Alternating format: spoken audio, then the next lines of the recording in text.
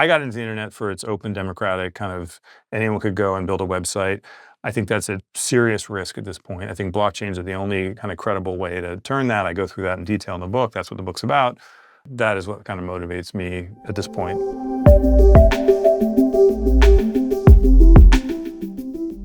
Welcome to the Web3 with A16Z Crypto podcast.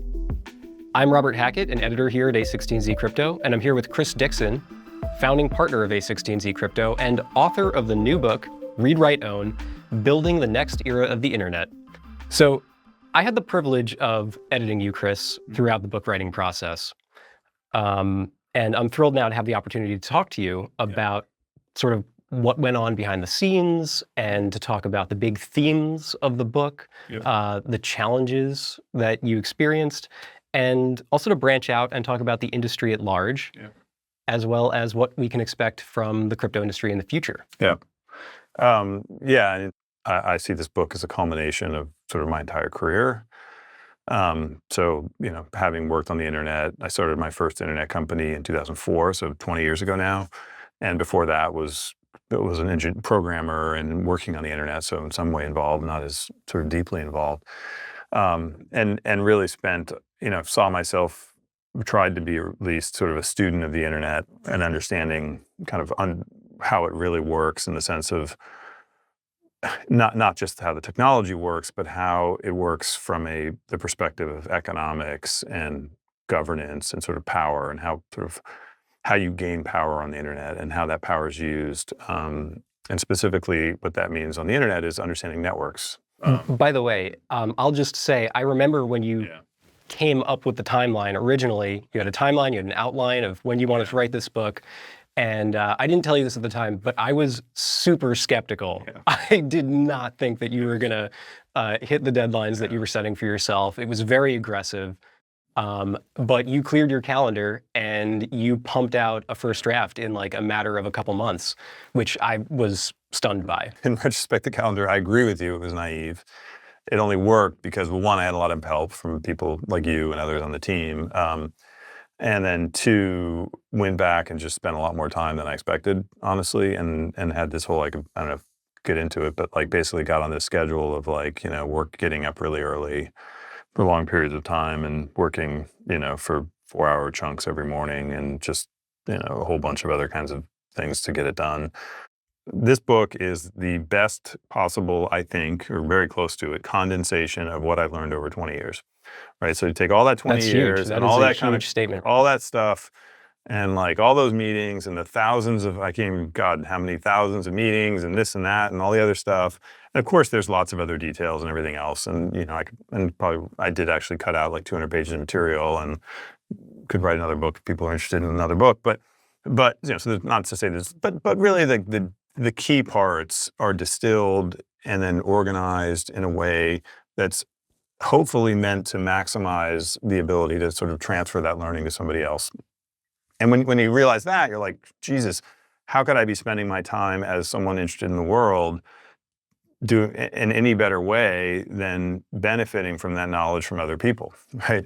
And so that sort of motivated me to, I'm sort of like, wow, this is just, I still think books, to me, as much as I'm interested in technology and the internet and everything else, I think my books are still, maybe the greatest technology. The idea that you can coming from a tech investor. Well, the fact that you can stare at squiggles on a page and have essentially a hallucinatory experience. So the fact that you can do all that you can commune with people that have been dead for 1,000 years, in a very intimate way, and get into their head, and I don't know. So it's interesting also, by the way, as a side note, the books have been almost completely unaffected by the internet, the book industry.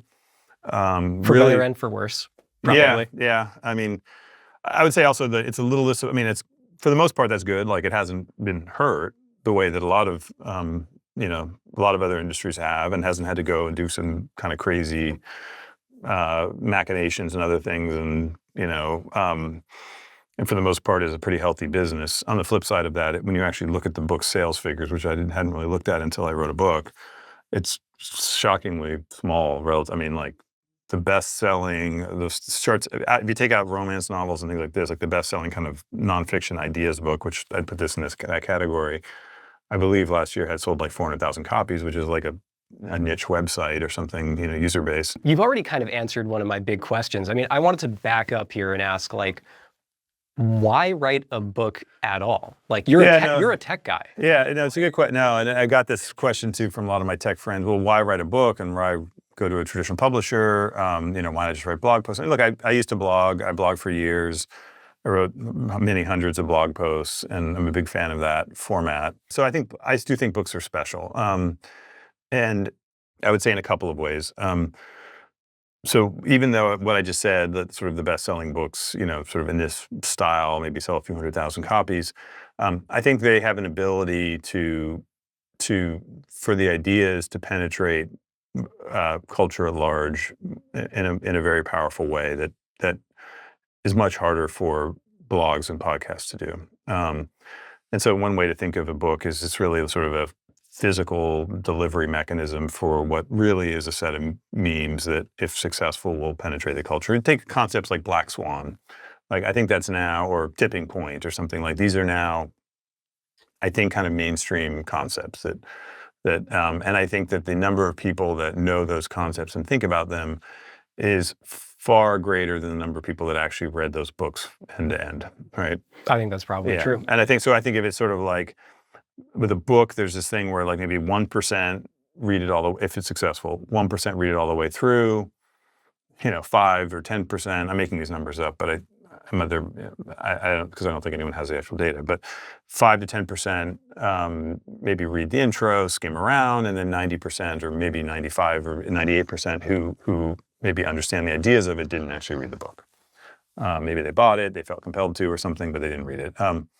And so books do have this ability to, for a variety of reasons, I think partly historical, cultural, I don't know, there's a bunch of reasons, have this ability to penetrate more broadly, number one. So it's sort of the breadth, I would say. And then there's depth, which is, you meet people who, and I could say this for myself, like that where a book is really, I don't know if you saw Spider-Verse 2, the new Spider-Verse. I loved the first one. I have yet to see the second. Both, I think they're both great. They're like the best superhero movies. Agree. The Spider-Verse 2 I think was good, but there was this concept of like canon event. So canon event were these moments in people's lives that no matter how many times the multiverse forked, those were like, they couldn't change. So like Spider-Man getting bitten by a spider, I think was a canon event or whatever.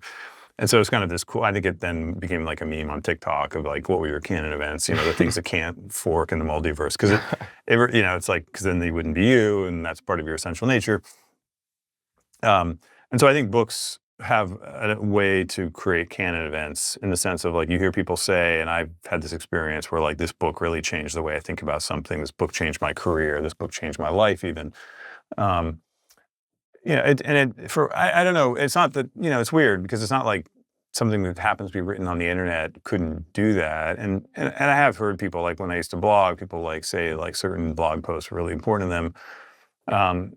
But again, it goes to this kind of quality of, I think it's something about the gravitas of a book, the length of a book, the fact that it's sort of the right length to really kind of fully present a worldview, right? Because you're like, a blog post, you can present an idea, right? A book, you can present a worldview. Like this book is a worldview. Like I'm sure a lot of people will disagree with it, but it's a worldview formed over 20 years that's a self-consistent, I'm sure it's a self-consistent worldview. Like it's a fully worked out system.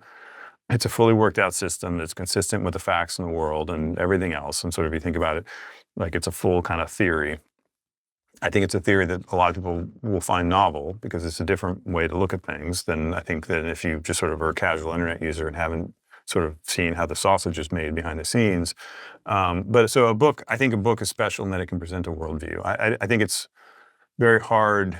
And by the way, I say this also like, I think there's a sort of meme out there in the tech world that like, why write a book when you can write a blog post? Why write a blog post when you can write a tweet? And I generally agree with that. Unless I've been, active on Twitter forever and blog for years and just generally felt like, hey, why would I write a book about this topic when in this case, I really felt strongly that you cannot, this is a worldview that fundamental, and because I've been out there for years trying to describe this worldview on podcasts and in blog posts and explain why I'm spending all of my time working on blockchains and everything else.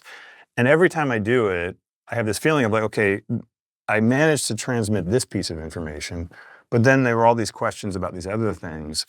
And I finally realized the problem was that, that you couldn't take a piece of it without the kind of whole thing, right? You just kind of needed the whole worldview. It's interesting to hear you describe it as a worldview because, people might think about a book about crypto or blockchains as a tech book, as a business book, but really this book it's kind of a philosophy book. Yeah, I'd say, by the way, when I say worldview, it's not a worldview of like, how to eat and live your life. And it's a worldview of the internet. Like it's a complete theory that's a different kind of perspective than most people I think will have of like of the internet, which I think has now become, which I argue in the book, has become in some ways kind of this global mind, right? This if you sort of think of it as a mind-body dualism of like, this is the digital mind. This is this global hive mind that we all kind of share and plug into, and that influences the way we think about things and ideas and our politics and our economics. And so it's a distinct worldview of the internet. I don't want to overstate it. It's not a like full life philosophy or something. Yeah, sure. But I do think it's a distinct worldview, a few of that. Yeah. Mm-hmm. And I think that could only have been presented in a book form. Is what I finally came to the realization. So I wanted to present that worldview, and there's specific things happening in the world. So, for example, there's a big policy debate about, should tokens be illegal and all these other kinds of things. And I felt that it was important. I obviously have strong views on this. And I felt like the worldview that I have that sees a very positive vision for how blockchains and tokens and these other technologies can be used was not widely understood and not properly represented in that discussion. And so I felt very strongly that I wanted to present that, and I wanted to do it through a channel that would be accessible and potentially reach a broad sort of mainstream audience. This is very much a book written for, like, someone suggested to me that you should write for, quote, smart high school students. This is a book written for smart high school students. There's no knowledge presupposed outside of just sort of basic common knowledge and a willingness to sort of be curious and interested. And Right, it goes from first principles. You don't have to bring prior knowledge to I pretty studiously avoid technical words. I have a few, but I define them. It tries as much as possible to kind of present it in a narrative form that goes through the history of the internet and how these things developed, and give a lot of examples. There are 36 pages of endnotes. Chris, I will say one of your superpowers is kind of this ability to take a deep concept, some hard idea, and to distill it into a catchy kind of sticky phrase. Yeah. You've got so many of these that you've blogged about forever. Come for the tool, stay for the network. The next big thing starts out looking like a toy, can't be evil. You have all these catchy phrases. And I wonder, what is your process for coming up with these sorts of taglines? And how do you know when you have a winner? Yeah, no, so I think it's less the tagline, it's more like, I think what I try to do, I think what I'm good at is, and this has just always been my skill, and there's many things I'm not good at, and there's just one thing I am good at, I think, which is taking lots of information and sort of trying to distill it into simple ideas. And it takes me a lot of time. Like, so what I would do often is I would get stuck when I was writing the book, and I would spend literally like 3 hours sometimes exercising and other things, like, how can I simplify? Like, what are the core kind of basic principles here? And then the catchy phrases are just sort of end up being like, come for the tool, stay for the network. So that idea, I'll just explain it, is that there's the prize when you're building an internet service is always the network. Like the internet is part of the thesis of the book. The internet's a network of networks, right? So there's sort of this base layer physical sort of network of the internet. And then what we do on top of it is we build networks. And the original networks were World Wide Web and email. And then there was later on Facebook and Twitter and YouTube. These are all networks. And networks are what create value, business value, profits. on the internet, because networks are very defensible. They have moats, as Warren Buffett would say, right? Which is that once you build a large audience, like on YouTube, it's very hard for another video site, no matter how much technology they have, and they could have the most beautiful thing in the world and fastest and everything else. It doesn't matter, because the network, the audience is somewhere else. So come for the tool, stay for the network is, I started to observe, a couple of years ago, or many years ago, I guess, that so every entrepreneur, including me, when you're an internet entrepreneur, you try to create a network. It's very hard to create a network, because the network effects cut both ways. So network effect is this idea that as a network grows, it becomes more valuable. But so let's take you're building a dating network. You're building something like Tinder. When you get to the point where there's tons and tons of people on there who want to date each other, you have a very defensible business. It's very hard for somebody to compete. But when you start it off and there's like 3 people on it, no one wants to come there, right? And so there's this age-old kind of dilemma among internet entrepreneurs of like, well, how do you get over that so-called bootstrap phase? Like my partner Andrew Chen wrote a book about it, the cold start problem. It's like this sort of cold start problem, bootstrap problem, like people call different things. It's like the chicken and the egg. Yeah, it's like chicken and egg. Like, how do you get over that? And so, what I would see is more and more people. So that's a network, and then there's also sort of what I call tools, which are, and I have a section of the book on this, sort of multiplayer, single player. Networks are multiplayer, meaning like they only really matter when there's many people using that tool. Tools are generally single player. So like, a word processor or a spreadsheet or something, yeah, you can share it with somebody, but you can get a lot of value out of it just using it by yourself. And so the nice thing about tools then, right, is that you don't have that network effect problem as an entrepreneur. And so like the case study is in the book is YouTube. YouTube did this strategy, come for the tool, stay for the network, which is they started off 2005. Originally they were a dating site. They pivoted to being a video site. And their pitch was, they didn't have a network. They didn't have an audience. No one went to the YouTube site. So their pitch was, hey, and in fact, what was going on at the time was everyone had their own website. So like I have my website, cdixon.org, and then they would have their own audience, and then they would want to put video there. So what YouTube did is they said, hey, you can come to our site, upload the video. It's all free. We'll subsidize it. And then you can take this little piece of HTML and embed it in your site. And basically, they acted as a tool. You didn't need the big audience on YouTube to have that be valuable. And people started doing that and being very popular. They had a very nice tool. Like, it was very seamless, and they paid for the bandwidth. Subsidies are a huge part of how these kind of the current networks were built. I talk about it in the book. That's why they had to all raise billions of dollars, as they were subsidizing all the early users. And so they built that up, and then at some point they had millions of websites using it, and they said, hey, by the way, whenever you put it on your site, we'll put it on our site too, because you might get some more viewers. And people were like, great. And then at some point they had this website with tons of great videos, and people were just like, hey, why am I going to Chris's site when I can just go to YouTube, right? And that's how YouTube started. Maybe I'm interpreting this too liberally, but I actually see this book as a tool, like a come for the tool, stay for the network, where this book is the tool and the network is sort of this computing movement that's going on and recruiting new people to that idea, to that software movement. I think that's one way to look at it. Yeah, I mean, the book is a standalone thing that you can read and understand, and I think if somebody finds it interesting, then the next thing afterwards would be to kind of join. There's all sorts of communities that are interested in these topics, and that would be the next way to get involved. In startups and in life, timing is everything. Tell me about the timing of this book. Why this book? Why right now?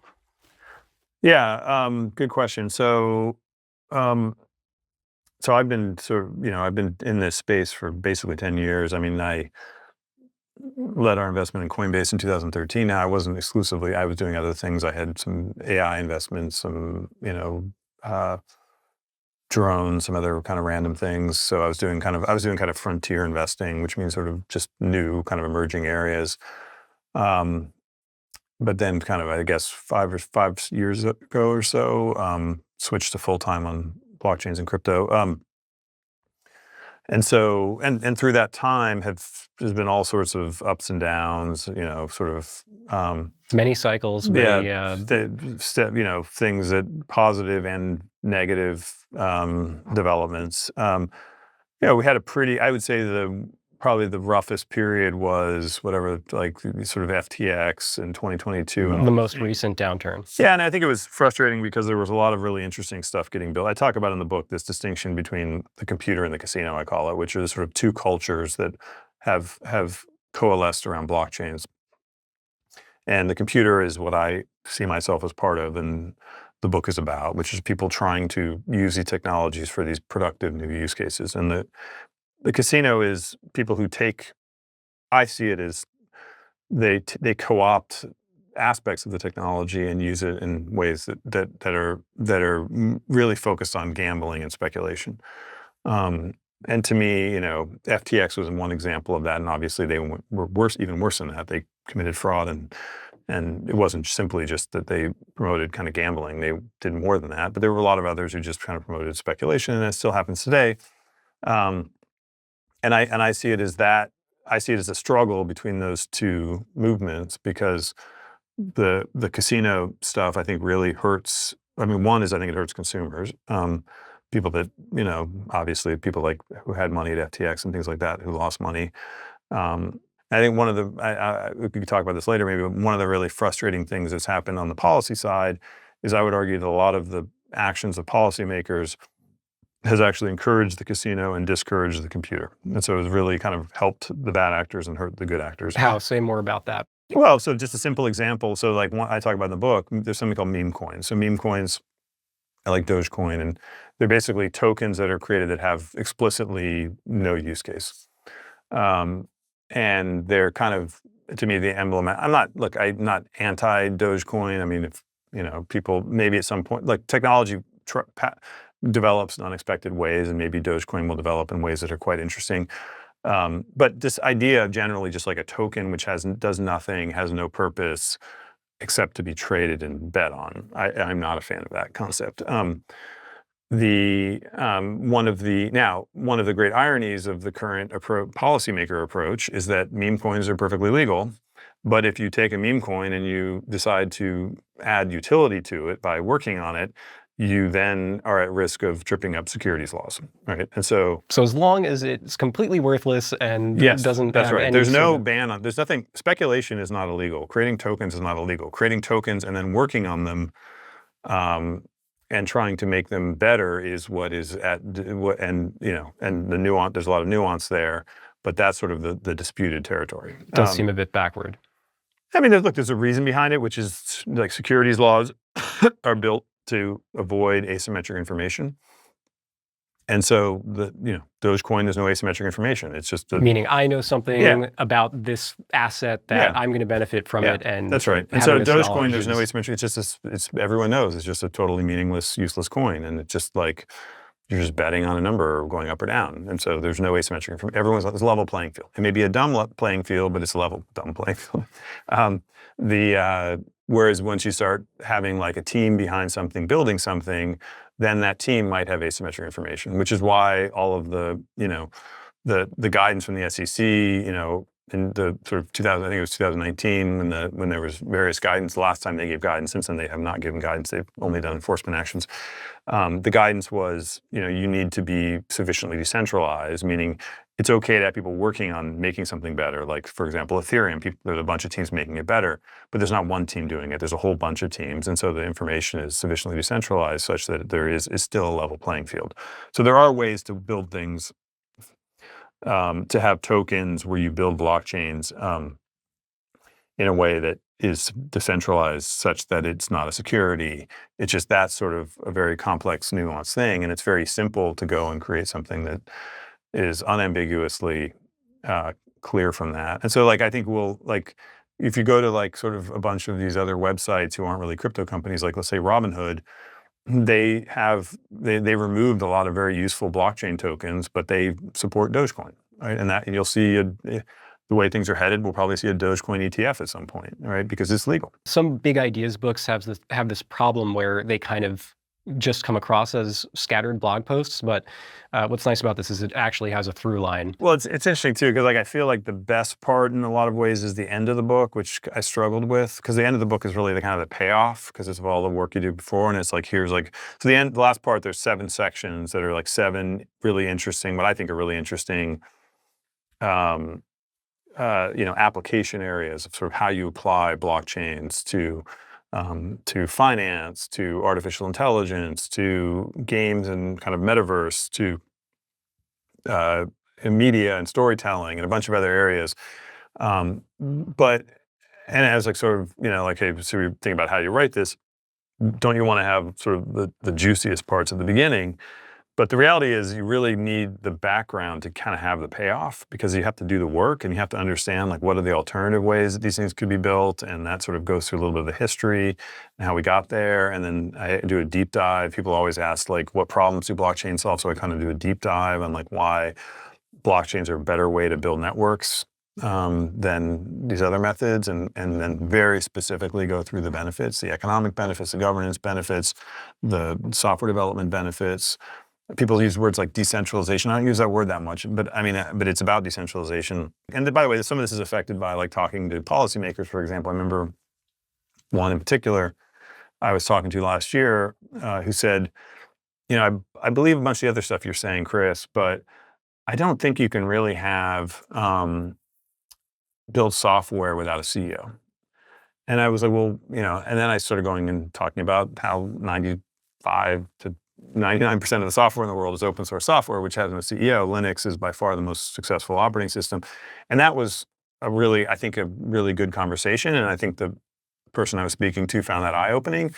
I think it's surprising, for example, that most of the world doesn't know that that's how most software is built without a CEO, that it's sort of collaborative bottoms-up way to build software. So there's stuff about that as an example. I feel like the open source software movement, by the way, is such a perfect kind of like precedent for what's happening in crypto right now. No, crypto is very much, I think, in a lot of ways, the cultural and intellectual heir to the open source software movement. I mean, open source software movement continues, or it's sort of a fork or a parallel path.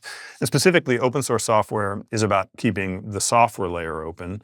Blockchains are about keeping the service layer open. I go through this in the book. What basically happened in the last 20 years or so, right, is that much of the software business became commoditized through open source software. So it no longer became a good business, for example, to sell web server software or operating systems, because that you could get great ones for free. And so a lot of these companies, including Microsoft, now sort of fashion themselves as services companies. And so services Microsoft, who invented the software business, basically. That's right. So services are software that's live and running and has storing information and sort of instantiated and active. And one of the ways to view blockchains is essentially it's taking a lot of the ideas of open source software and elevating it to the layer of services. So a blockchain is sort of one way to think of it as an open source service, And so something like Ethereum, right? Ethereum is this computer in the sky that anyone can access. Nobody owns it. It's running all the time. It has its own internal economic model that keeps it running. That keeps, because to run software, you have to host software and pay for bandwidth and things. And so you need an economic model to have self-sustaining open services. And so Ethereum is this sort of, self-funding. So it's not self-funding. You pay to access it, and so users and developers pay to access it, and then that money gets flowed back into the hosting costs and things like that. It's very much like the mainframe computing model, time sharing, pay as you go, back in the 60s. It's sort of this open source, bottoms-up collaborative model, and got together with mainframes and created this new kind of open community-owned mainframe, is one way to think of something like Ethereum. And that lets you then create services on top which inherit those properties, right? So you can create a game on top of Ethereum which inherits it, meaning all of those properties I just described of being open and community owned also apply to the thing created on top of Ethereum, like the game. And then that has all these downstream consequences, which go through in the book. What do you read? I read everything. I read fiction, nonfiction. I try to read almost anything that has like a 4 or above on Goodreads, I'll read. A lot of it's recommendations from friends. I always have a stack of books that I'm going to read. So it's all over. Some of it's like edification, being a person who's well-read, so I try to be broad. And then sometimes I just go deep in certain topics. But my main theory there is it's in contrast to social media and the internet, like, sadly, because I think a lot of social media has not, and I mean, I write about it in the book, I don't think we're in a great spot on the internet today, and for a whole bunch of reasons. But I think that there's a trap you can get into where you're just sort of checking Twitter and other things. And I try very hard not to do that, and I sort of think of it similar to like people who are into, dieting and different food programs, so sort of to me, books are protein and social media is generally sugar, right? Because I do it sometimes, it's a work thing. It is important to stay in touch with some things going on, right? But I think it's very, very important to have limits around that. I think there's a thing it does to your brain where you sort of get into these cycles and you need to avoid that. I found the 50-page rule on books is a great rule because it's pretty doable if you plan your day right. Obviously everyone's schedules are different and demands on their life are different. So I don't want to presume everyone can do that. But for me, I sort of make it a priority. And then some days it feels like, oh, it's sort of a pain, but okay, but it's only 50 pages. But then what often happens is I start and it's a good book and I'm like, okay, I'm going to read more. I also have a rule, 50 pages by coincidence, 50 pages. I have to read at least 50 pages of a book before I quit the book. That's a good rule. And I do quit books, and I think it's important to quit books because I think one of the blockers you get into in that reading is you sort of stuck on a book you don't love and don't get through it. So, anyways, you also have a habit of reading very out of sync, out of the way that the book is telling you to read it. Yeah, it varies, especially with nonfiction. I'm not with fiction. With fiction, you have to read it, I think, in order. Sometimes with nonfiction, yeah. I think, again, if your Northstar with reading is just the one way to think of it, and this is kind of my model, is the Northstar kind of metric. The Northstar KPI is how much time do you spend reading books? That's what you're trying to optimize, as opposed to social media, TV, whatever it might be. And if that's what you're trying to optimize, you want to really avoid the blockers, right? The blockers of things that you get bored and you stop reading. And so, one way to do that is to just always make sure that what you're doing is interesting. And that means sort of this quit a book after 50 pages is okay. And then it's okay to jump around. Like with a nonfiction book, the first thing you look at the table of contents, you jump, and people should do that with my book. I hope they do. And then you jump to a few sections that look most interesting, and hopefully those are well written and you like them. And then you're sort of, oh wow, maybe I should understand the stuff before. Maybe that's well written and interesting too. And and in the best case, that leads you down the path of reading the whole book, right? You mentioned Andrew Chen before in his book, The Cold Start Problem. Now I know he's talked about how he will lock his phone in a crate in a Faraday cage or something so that he doesn't have access to it so he can concentrate. Do you do anything like that to enable to carve out that 50-page period of your I definitely, I don't do the thing where you lock your phone in the thing because I probably would just go figure out a way to get it out of the thing. I do it, but I do definitely put down the phone and I think there's I really think it's this trainable brain response thing, this attention span sort of thing that people have now. It's for me too. I have that same feeling. You put the phone down and you have this urge to look at your phone, but it goes away. If you push it, it goes away. It's just like exercise or something. You first sit down to, I don't know if you have this experience. You first sit down to exercise, and the first 10 minutes are probably the hardest because you're I'm lazy and I don't feel like doing this, right? But then once you're into it, you're it often takes a life of its own. I think it's very similar to these other kinds of habits, and so in many ways, the initial action is the most important thing, and then it becomes sort of momentum driven after that. Mm-hmm. But I kind of think of it as the most important. I guess you sort of think of your brain as an LLM, right? It's I'm a machine learning algorithm, right? Which we probably are.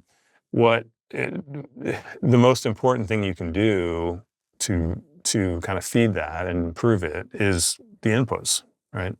And so you should be very deliberate about the inputs. It's very hard to have bad inputs and then, people try all these things. I'm going to meditate, I'm going to do this, I'm going to do that, I'm going to unwind. But the problem is you put all these bad inputs in. You can only do so much to the machine if you've got the wrong inputs. So and I think to me the inputs, intellectually at least, in my intellectual life, the good inputs are books and conversations with people. Those are the two things where I learn the most. I get the most sort of direct primary information. I'm very big on primary sources, not secondary sources. I'm very skeptical of many secondary sources. I always like to go as much as I can to find the source, and then sort of get a lot of inputs and primary sources and make my own determination. I think that, I think it's true for everyone and in any kind of information intellectual profession, but particularly in investing, it's very important to, which is what I do, it's very important to develop a model of the world that is both true and hopefully differentiated, right? Because that's what you're doing in investing, is you're basically um, taking that model and applying it to to financial investments, right?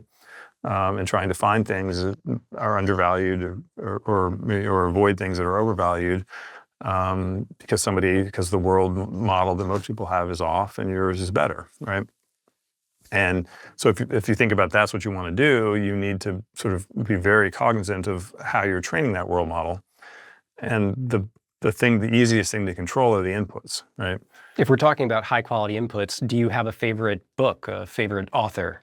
I kind of grew up reading. I spent years and years, both like as a kid and then college, even after college, reading kind of originally computer books like programming, and then got into actually sort of via artificial intelligence, what was called artificial intelligence back then. It was very different.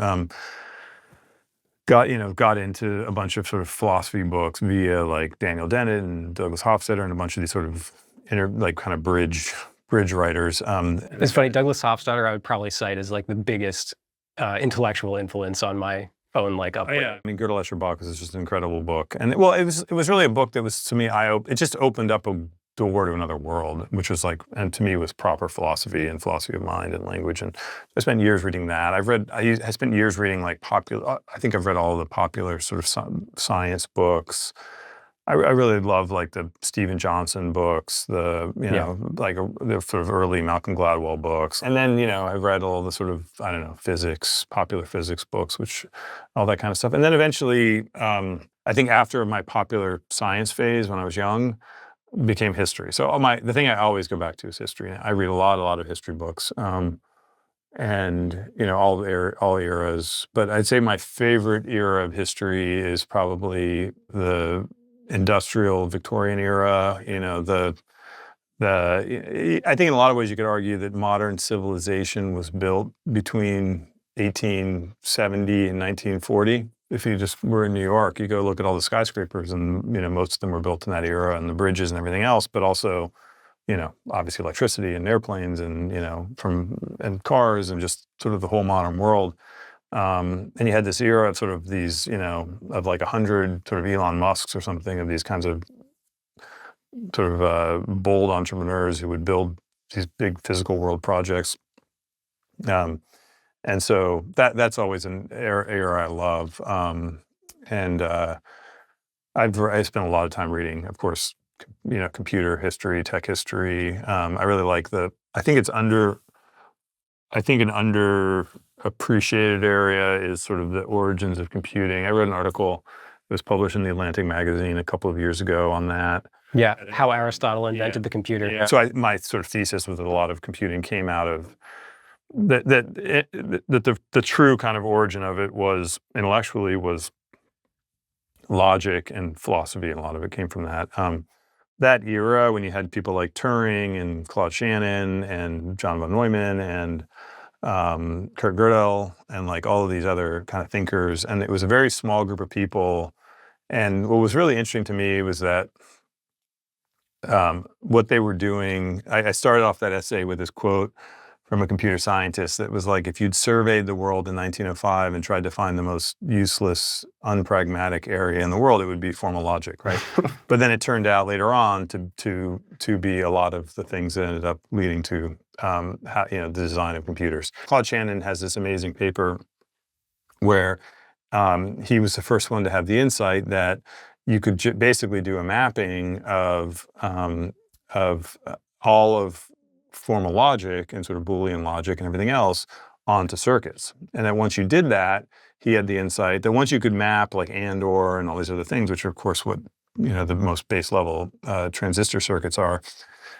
Once you could do that, you could then do math and everything else. And he knew that because people like Bertrand Russell, like Russell Whitehead famously, and the Principia Mathematica had written out 1,000 pages of how to construct all of mathematics based on simple and or not sort of Boolean operations. So they had built all this machinery for this very esoteric scientific purpose, philosophical purpose.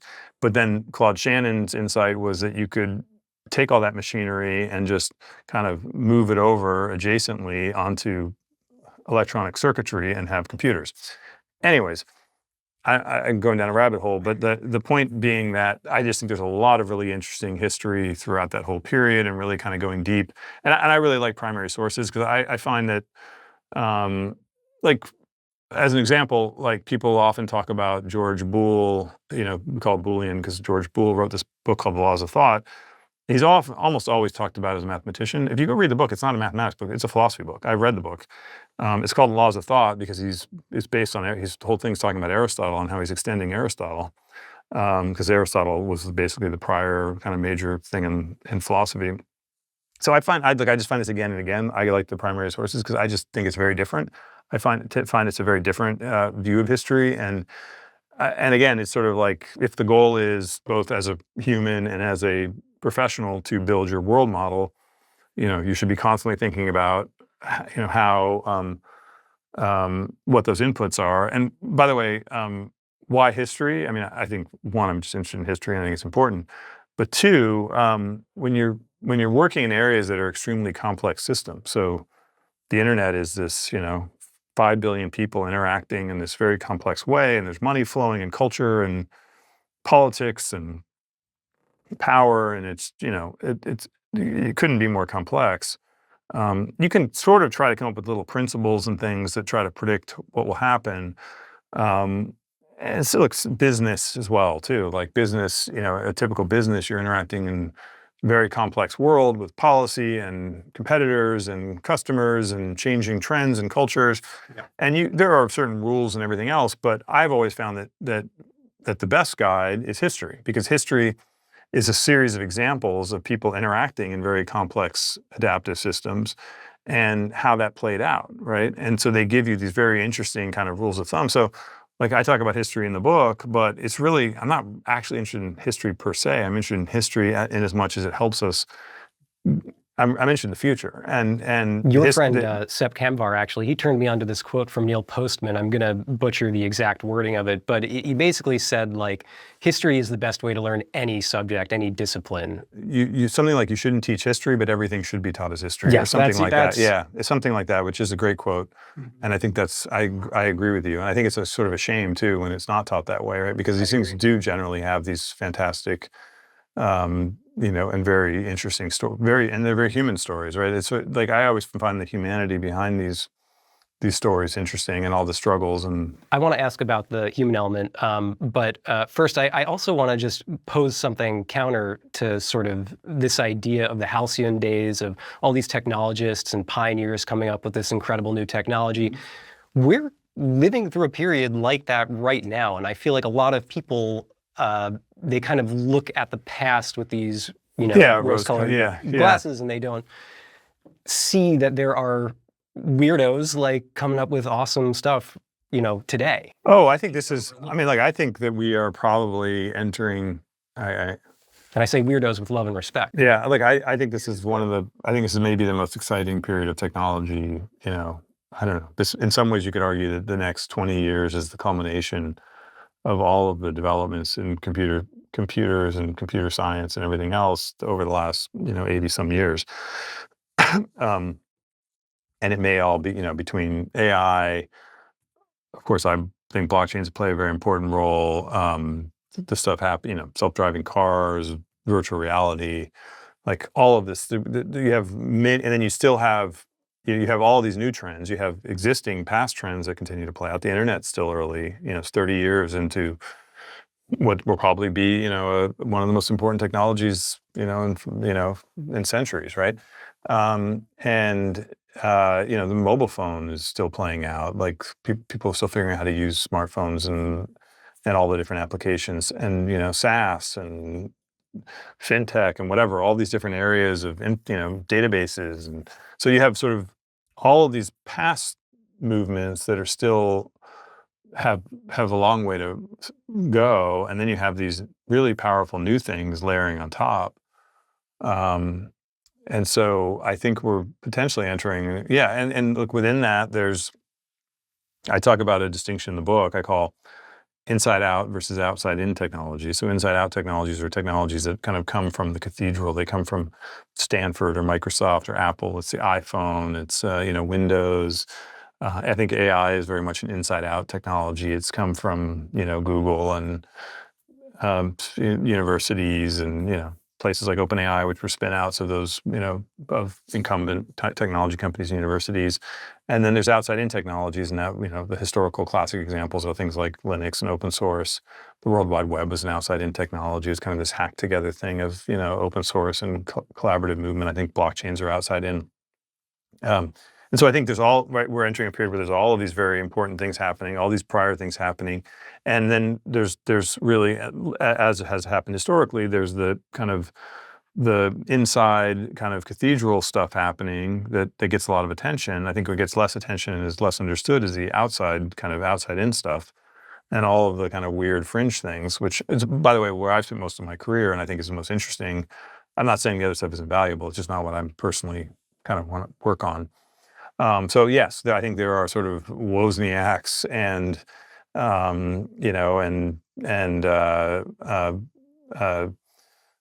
Linus Torvalds and Tim Berners-Lee's all over right now. I don't know. It'll take a while before we can tell the whole story and understand what it all means. But I think there's just the scope and scale of the internet and technology has increased 100-fold, probably.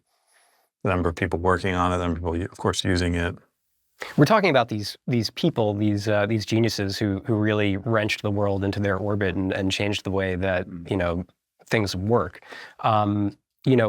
With a book like this, it's a big ideas book, and there is a tendency for big ideas books to maybe get too abstract. So you mentioned the human element, how like reading history is so poignant because you learn about these experiences of people who lived these past lives that did amazing things. How do you keep the human element in this book? Like, people care about people fundamentally. So how do you retain that to capture that sort of human interest and make it engaging? Well, I tried whenever, like, a lot of the structure of the book is kind of, I try not to be overly rigid about this, but I do try very hard to sort of alternate between kind of narrative, telling stories that many of which, I know from having been there or been, involved in the internet at the time, to then sort of providing kind of more abstract lessons from those stories, right? And so I tried very hard to balance that and to really make that as relatable as possible. But it is an ideas book. I mean, it is fundamental. It's not it's not narrative fiction or something like it's not sort of an adventure story or something. I mean, I think, there are a lot of ideas in there. But there's also a lot of history, a lot of stories, and a lot of specifics. And I'll tell you one thing that did it for me. Like, you mentioned a few of your the startups that you founded and your experiences with them and how that has kind of tracked the progression of the internet over time. I was the founder of two companies, and the first one was 2004. It was called Site Advisor, a security company. But the kind of the really, really important thing to me was that we were built on the open web. And so we went and rated websites and tried to provide kind of security warnings for users if they were dealing with somebody who was doing phishing or spyware. But very importantly, we didn't have to ask for permission to do that. We could go and the web was this open community-owned network, and we could just build new pieces on top of it. And that allowed us to exist. It allowed us to be part of the solution in the end to, I don't know if it's solved, but it certainly has improved the security problems on the internet. Like, we were part of that solution. We ended up being acquired by McAfee and bundled into their software. It's actually our software, our software became is now a very popular, big product for them. So that was very much like in that kind of, Web 2. I was in the Web 2 era, but it was piggybacking off of this Web 2 design, these open systems like the World Wide Web. With my second startup, it was an AI company, machine learning company called Hunch that we started in 2008 and was acquired by eBay in 2011. I think a couple of things. I think, obviously, I think we were right about the long-term trend about AI. I think we were too early.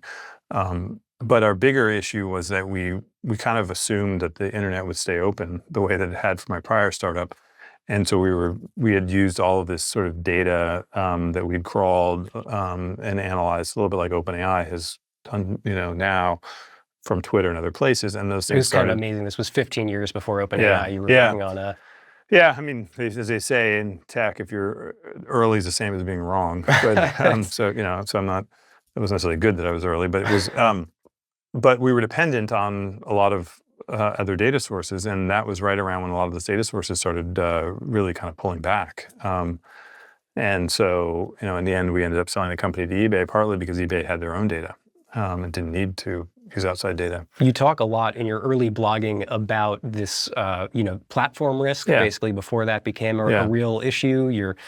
Yeah, I've been blogging. I cite myself in there once, and but I had a lot more examples on my blog where I was sort of obsessed with these issues of the internet becoming consolidated starting, and I started blogging about this in 2009, and I have, It's been very consistent and very prescient. It's funny, it's not, there's no, I didn't think it would be appropriate for the reader, but there was a lot of the things in the book that I write, had been writing literally since 2009.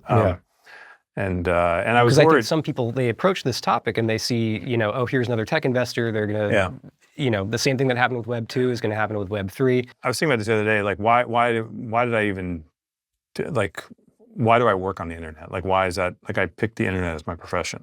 Why?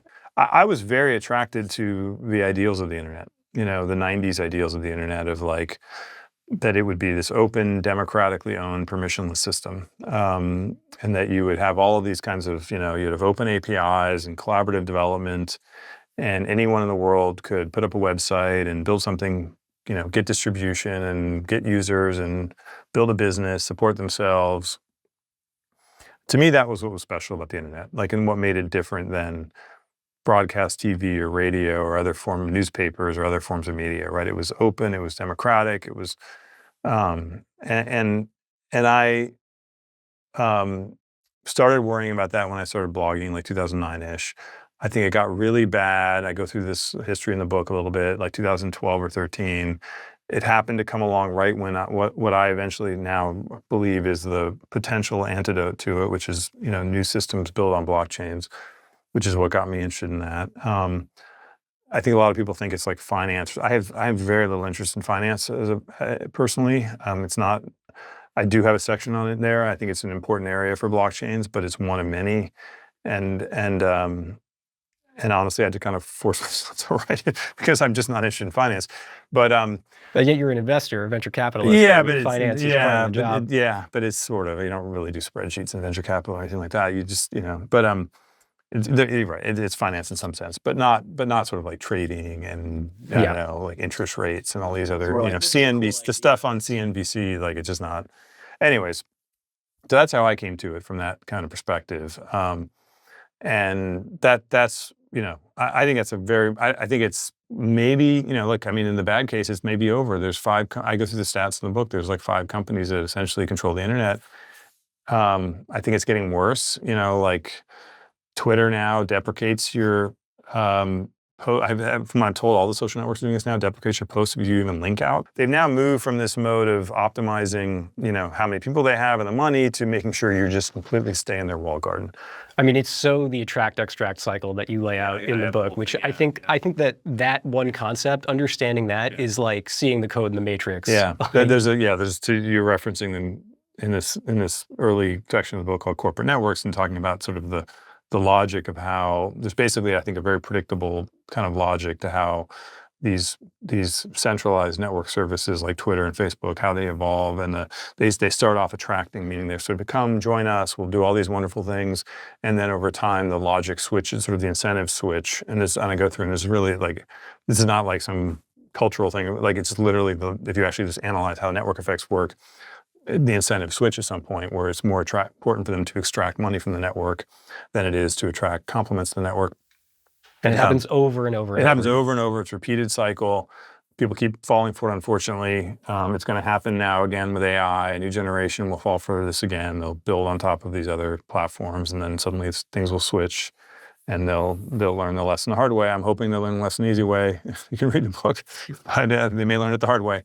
Um, but and it's, by the way, I think it's about to get much worse. AI will make it, like, I'm pro AI. I think it's a great technology. It's very important, but it's generally a centralizing force. It rewards companies with lots of data and money and compute and everything else, and that will further favor the incumbents. So I think it's a situation. So I got into the internet for its open, democratic kind of, anyone could go and build a website. I think that's a serious risk at this point. I think blockchains are the only kind of credible way to turn that. I go through that in detail in the book. That's what the book's about. And that is what kind of motivates me at this point. There's another group that has a similar concern as you, and they're interested in decentralization, but they are not on board with crypto or blockchains. This is the sort of the Mastodon folks, like the Blue Sky protocol. Yeah, Vitalik, he had a post. Vitalik, the creator of Ethereum, he had a post earlier this year called "Make Ethereum Cypherpunk Again," and I wrote down a quote that he said. He said, "There's a large ideological rift where significant parts of the non-blockchain decentralization community sees the crypto world as a distraction and not as a kindred spirit and powerful ally." And that line really stuck out to me because it's true. And how do you bridge those two forces that should be allies, but they are fighting against one another? And no, it's a great question. I think it's unfortunate because I think they do, like, the blockchain people like me and Vitalik and the kind of protocol, I call them protocol networks in the book, the folks who are sort of pro RSS, and then there's a bunch of new things like the activity pub is a sort of a social interoperability protocol. Mastodon uses, and Facebook Threads is interoperating. Look, I love those things in theory. I've been on the internet 25 years and I've supported these protocols. The reality is there's two protocol networks that have succeeded in the history of the internet: SMTP and HTTP, email and the web. Both of them were started in the 1980s and grew in the 80s and 90s. Before there were actual kind of corporate network, as I call them, competitors, centralized networks. There hasn't been the closest one since then that has come to succeeding is RSS, and RSS failed in the end. I mean, it still exists, but it failed to, it's a tiny fraction of the user base of things like Facebook and Twitter.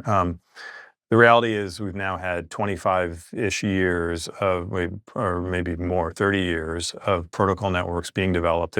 I go through in the book, there's literally hundreds of them, and none of them have succeeded. And so at some point, after 30 years of failure, I would submit you should consider maybe there's something wrong with the approach. And I think the thing wrong with the approach is I think protocol networks are great from a societal benefit point of view. What they are not great from is features and funding. They have no way, features, they're limited. They ask you to do things like go get your own domain name. Domain names, like go pay $1 for a domain name. That's not a mainstream consumer behavior. Mainstream, I'm a developer type, I'm a internet person, I have a domain name. Ask someone in the street in New York, they have no idea why they would ever buy one, and they don't want to buy one, and they don't want to pay $8 a year to use an internet service. I mean, people are so accustomed to things being free. It's never going to, anything that requires stuff like that is never going to. And then funding, like, look, Google has, I think it's up to, if you count contractors, I think they have 600,000 employees. Like, Facebook, well, I don't know what it is, 100, 200,000, like, these are vast companies. They spend massive amounts of money on subsidizing these networks. So, like, all of this free stuff you do, you know how much money it costs to host that video of YouTube and things? They subsidize it in a way that a protocol network could never do, right? A protocol, like if you have a new video protocol to compete with YouTube, you would need, I don't know, probably 10 billion to start just to match the subsidies. You would need 100 million a year, absolute minimum, to support a top flight development team. Look, it's been 25. I'm all for these activity pubs, everything else in theory. In practice, it's been 25 years we've been trying this. I've been part of some of these, and they haven't worked. So, like, to me, what a blockchain is in many ways is a super evolved form of these old protocol networks where they have, I like to say blockchain networks have the societal benefits of protocol networks like HTTP and SMTP, but the competitive advantages of corporate networks like Facebook and Twitter. Blockchains have an inherent funding mechanism. They have a bunch of software features that let them compete with the kind of modern user experiences of these centralized systems. So they're, in my mind, they are further evolved, kind of more likely to be to lead to real competitors, but share many of the same values as those other movements. I wonder what it's going to take for people to see that vision and to see like the potential there. Fred Wilson, who read and reviewed your book, he had some very nice things to say about it. He had a post recently where he said that he believes 2024 there's going to be a ChatGPT moment for crypto, that there's going to be this breakthrough moment for the technology, that it like suddenly everybody's going to realize, wow, it works really well, it's amazing, and it's just going to like flip a switch for people. Do you is it going to take that? And by the way, do you think that is going to happen in 2024? That's a pretty bold. Yeah, I don't know when it'll happen and if it'll happen that soon. I think AI, though, is a very interesting case study in that one is, the first neural network paper was McCulloch and Pitts in 1943. So it was literally 80 years before ChatGPT. Long history, tons of money went into it, 80 years. I can tell you that like I started, as I mentioned earlier, a company in 2008. There were a lot of AI companies started over many decades. And I think a lot of people would argue it didn't really work until 2023. Did you think you were late at the time, by the way, in 2008 when you started it? Or did you think you were early? Or It's a good question. I mean, I thought I had the right timing, but I was obviously early. The thing people didn't know, neural networks were not the most effective method in 2008. They literally, I mean, people thought they were cool in theory and the brain worked that way. But empirically, they just didn't have the best results. Now, what was interesting about neural networks, right, is they happen to take advantage of the same hardware that video games did, GPUs. And so what ended up happening, of course, is that, companies like NVIDIA investing in GPUs for the purposes of video games ended up having this sort of spillover benefit to neural networks. And then it turned out, as neural networks got to some level of scale, they improved very, very dramatically. By the way, this is like the perfect encapsulation of your idea of the next big thing starts out looking like a toy. And it took 80 years. And by the way, I remember when I had my startup, we called it machine learning. AI was a bad word. That's what happens in the sort of the pre-ChatGPT moments of technologies. You have all these these kind of meaningless debates in my mind over terminology. You see that in crypto today. People say, oh, you shouldn't call it Web3, you should call it this. In the book, I just use descriptive words like blockchains, and I try to kind of sidestep the tribal battles. In the end, I don't think it matters. It's just what matters is products in technology. Like, you can have different names, you can have different presentations of it, different ways of explaining it. What ends up mattering is the products, I think. And so I think Fred Wilson is exactly right. Like, at some point, there will be a ChatGPT moment. There will be a breakthrough. I don't know when exactly it'll be. I've learned that I think I've been pretty good at predicting what happens on the internet. I've been pretty bad at predicting exactly when it happens. So I try to put pretty wide error bars around my time predictions these days. So I don't know exactly when it'll happen, but that's actually an interesting point, because the timeline of a book is so it's so long. It's a sluggish process. Yeah. It comes out like you finished writing it months ago, but it takes a while to actually get it out in the world. How do you future-proof your writing when you're writing about something so fast-moving like the tech industry? Yeah, it's hard. In the book, I think specifically, look, I mean, it's a balance too, because you don't want to go too, obviously, in some sense, the more abstract you go, the more time-proof it is. But if you go too abstract, it's hard to read. And you want to use examples, like you want to use name particular products, for example. I've read a lot of business books. I remember rereading Crossing the Chasm recently, which is now 30 years old. Yeah. And he talks about Palm Pilot and it really kind of hurts the book, frankly, that it's like the examples look so kind of old. Because inevitably, new startups will pop up. Some will do better. Some good ones will go downward. And so you'll just get some of that wrong, and that will date the book more. And so you got to be a little careful to avoid things that are kind of timely like that. But at the same time, you need to give examples. So you can't just be too abstract. So that's one thing. I mean, the AI stuff in particular, like when I started writing it, was sort of pre-ChatGPT. Yeah, this was before ChatGPT. I didn't actually, and I thought I may have to change more of that, but I didn't actually that much. I think, I talk about this idea of kind of needing a new covenant between creators. Yeah. And so there's been a long time implicit covenant, sort of economic covenant between for example, websites that provide content and search engines that consume that content and share that content. And there's sort of the covenant is we'll let you use some of the content if you send traffic back. And it's possible that new AI systems will change that covenant because they won't be sending traffic back. They'll just give the answer.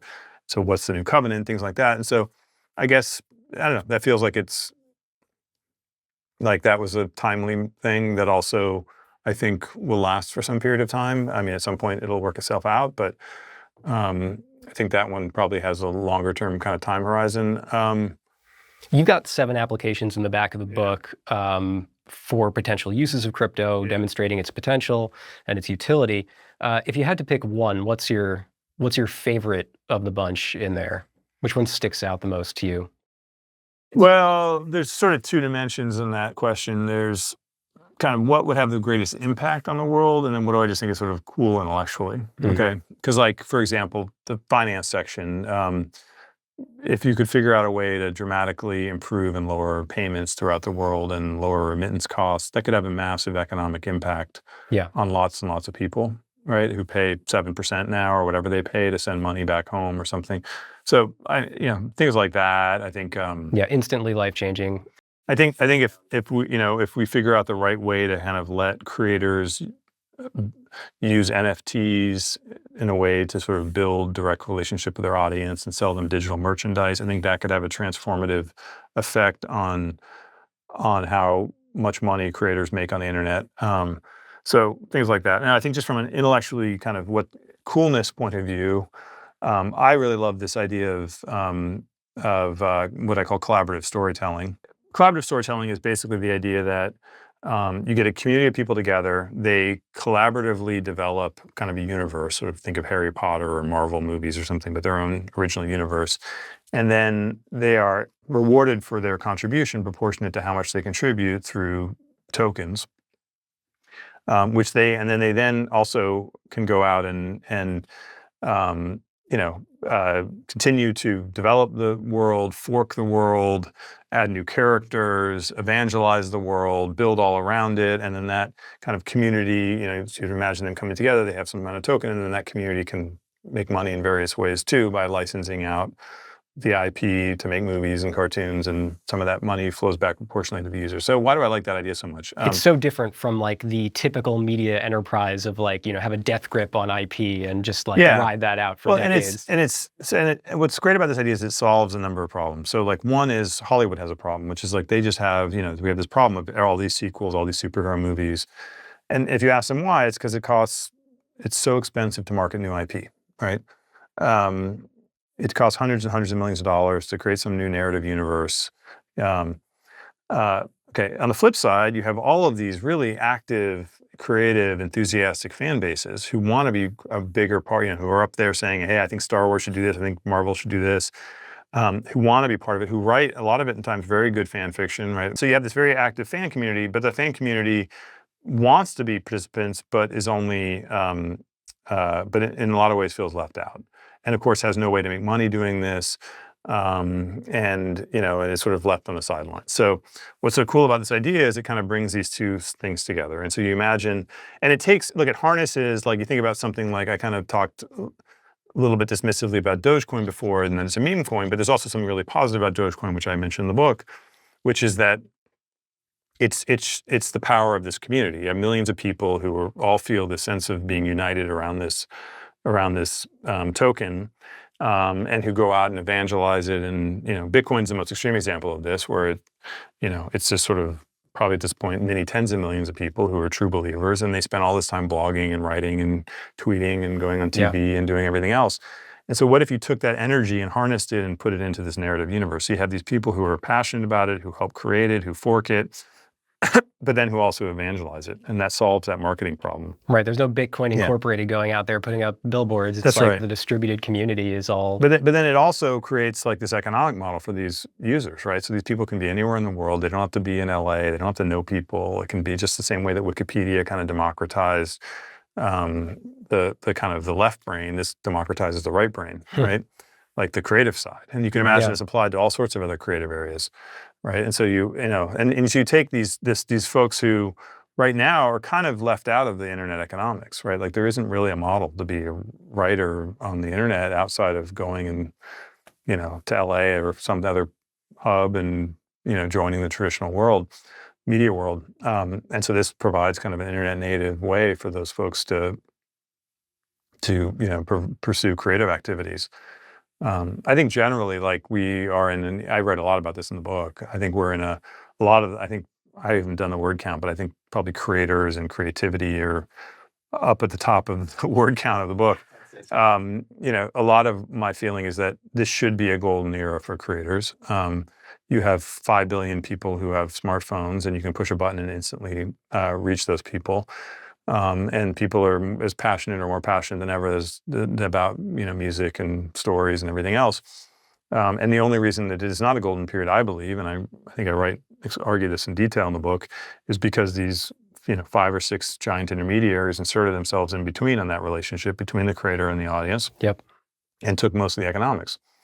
And if we can figure out a way to bypass those 5 or 6 companies, we can transform the economics. So that's really in a lot of ways the themes I write about, right? Is like, and that's one reason I like that idea, is it's a really interesting, clever way to start to do that, to sort of bypass those big platforms. And I would recommend the take rates chapter for anybody interested in understanding that idea. Yeah, the take rate is sort of the toll taken. Literally, it's a word that means a percentage of money that flows through the network taken by the kind of network operator. And one of the remarkable things that Facebook and Twitter and the other companies have pulled off is they basically have close to 100% take rates, which is unheard of in any other area of the economy. And I think has really kind of destroyed the economics of the internet for most people. Yeah. What will make this book a success in your view? Yeah, I think the main thing I'd like to do is, a couple things. I think so. One, I really hope it will be the book that people that work in this industry, a lot of people that work on blockchains and crypto have told me that they can't explain. They're very excited about it. They know why they're excited about it, but they have trouble articulating that excitement to, sort of sharing that excitement with family and friends and prospective employees. And I really wrote this book hoping to be the book that this is the book that you give to those people to explain to them. So it's a concise encapsulation of why I'm spending my life doing this, right? Or anyone who is. So I think that's sort of step one. I really hope it'll be that. The initial signs are positive. I'm having, I don't know, it's like 30 to 40 folks in the industry read it, and they seem very excited by it. And a lot of them are buying it for their company now, like in our portfolio and other places. So it's early, but hopefully that will be the case. And then I think the next rung around that would be, my mental model, like, look, for unfortunately, crypto and blockchains have become somewhat politicized. And there's a set of people out there who have decided that anything involving them is evil. Mm-hmm. There's, of course, on the other side, a set of people who love them. And there's also this weird tribalism within crypto. Some people love only certain blockchains, like Bitcoin. All right, but then I think 80% of the people of the world, I think, don't have an opinion. And in fact, we've had surveys and other things which kind of demonstrate that. Like, they're like, yeah, I've heard about it, I don't really know, right? I'd like to reach some set of those people and say, hey, this is really promising, and here's why, and maybe, you should be open-minded to getting involved in some way, whether it be as a developer or, entrepreneur, or just simply as a user or participant in these networks. And so I hope that, my ideal, ambitious goal would be for that kind of meme to spread and for people to kind of understand what the kind of productive use cases of blockchains are and not just the speculative use cases, and for that to sort of become part of the broader cultural conversation. Yeah, I mean, I'll say my favorite review that's come in so far has been from Kevin Kelly, the founder of Wired. Yeah, he said, this book changed my mind. I know, and I've known Kevin. I've of course been a huge fan of all his life, and I mean all of his career, and read all of his books. I had the privilege of meeting him a few times, and it was always frustrating to me because he kind of agreed with everything, but didn't agree with that. Yeah. Right? And so yes, for him to say that, I know he would have just said thank you for sending me the book or whatever. He would have politely not said that. So for him to say that and to let us put on the back of the book and everything, I agree with you. That was great. Yeah. I think you get a quorum of enough minds changed that really makes this book a success. If you had to write a second book, what would it be about? I have no idea. I thought the process was kind of fun. It was painful but fun. But to be honest, like I don't know. I don't have any plans. But I did like the process. So if I had the right thing, I would do it again. Um, I will say, when I was writing this, I was like, on the negative side, it's so frustrating how no one seems to understand this topic, and I have to write this book. On the positive side, like how often in your career would you ever have the opportunity where there's like a major tech trend and the delta between how I see it, which I think is the correct way to see it, and the sort of the popular view of it is so great. Like it's such a wide delta. In some ways, it was sort of the opportunity of a career to be able to try to close that gap, right? Yeah.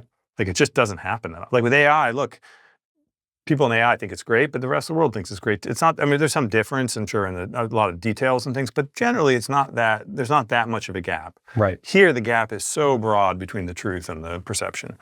And so that was just a very rare opportunity to try to be the one who closes that gap. And so it would be hard to imagine that happening again. Look, I hope the space evolves maybe, and I could write a sequel, like, you know, if like more stuff happens.